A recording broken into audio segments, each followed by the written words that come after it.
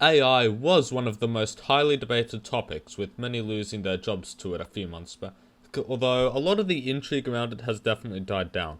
But I want to know, how much better is an AI than a person in making a game? I mean, we've seen people use AI to make simple games, and it's taken quite a bit of traffic away from Stack Overflow because it's just easier to use and more user-friendly in terms of users being friendly to each other.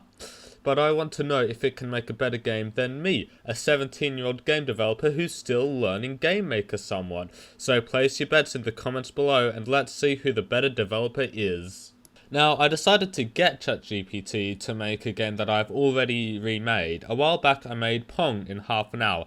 It was pretty easy, but I wanted to see if AI could do it in twice the amount of time, an hour, and the results were definitely interesting. Now, Pong is a fairly simple game to make. You just need some simple movement code in the physics for the ball and add in some scoring, and that's Pong.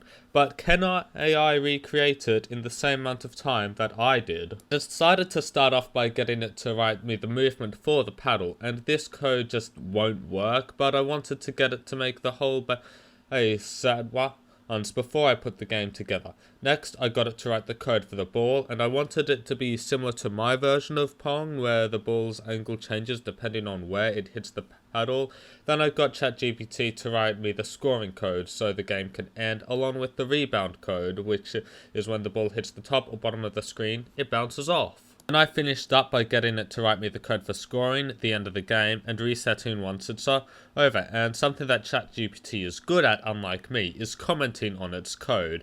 I think I might have 4 comments throughout all the code I've written in GameMaker, mainly because I'm really good at reading and understanding raw code for whatever reason. Then I just made it put instructions for making it into a simple list, so I had to do less work when making the game. And yeah, that's one instructions on how to make Pong. I started by making the objects for the paddles and ball, then sprites for them, and ChatGPT forced me to have the prefix in lowercase, and I hate that. Then there were the sprites, pretty simple stuff really. I still made custom ones for this, but they're pretty much identical to the ones from the version that I made. Then was copying the code ChatGPT gave me, and this stuff is really complex for what it's replicating, but I put it in anyway, and the result, okay, it seems like that didn't work. So let's just chuck the error into ChatGPT and fix it. And now it loads up, but these paddles just go off the side of the screen. The reason is this code in the create event, but I can't fix that. ChatGPT needs to fix that by removing the score variable, an interesting strategy.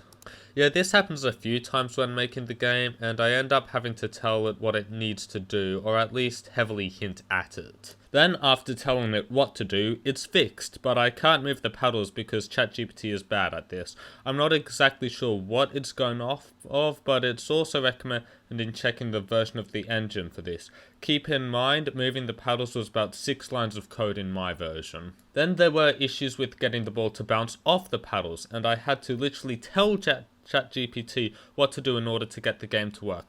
Luckily, getting scoring to work wasn't impossible, although it did do this for a second. Then I wanted to fix up a small issue I had here. The paddles just kept going, so I told it to fix it twice.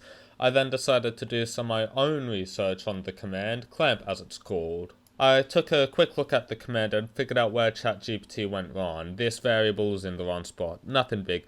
But when I told it, it had run out of messages for the hour, so even though I shouldn't have, I finished the game myself. I tried to do as much as possible with the pre-existing code, but it never drew the score, so I had to write that myself. But apart from that, the game is Pong. It just took twice as long to make and isn't really any better than my version. Yeah, this didn't really go to plan. It ended up being more work, and it wasn't even easier than just making the game myself, but it definitely shows that you can use AI to make a game, assuming you space out your messages so you don't exceed the hourly limit, or just buy ChatGPT Premium or whatever it's called. Not to mention, you still do need to have a basic coding understanding in order to make this sort of stuff. Now, seeing as you watched to the end of this video, I'm going to guess that you like game development stuff, and if you do, then I would recommend you subscribe. I've got numerous projects in the work, along with a dev vlog about the game that I'm making to release on Steam. If you'd like to see the first week of me making that, click the video on the left. And if you'd like to see a video YouTube thinks you'll like, click the video on the right. And that's all from me. Make sure to subscribe, and I'll see you guys later.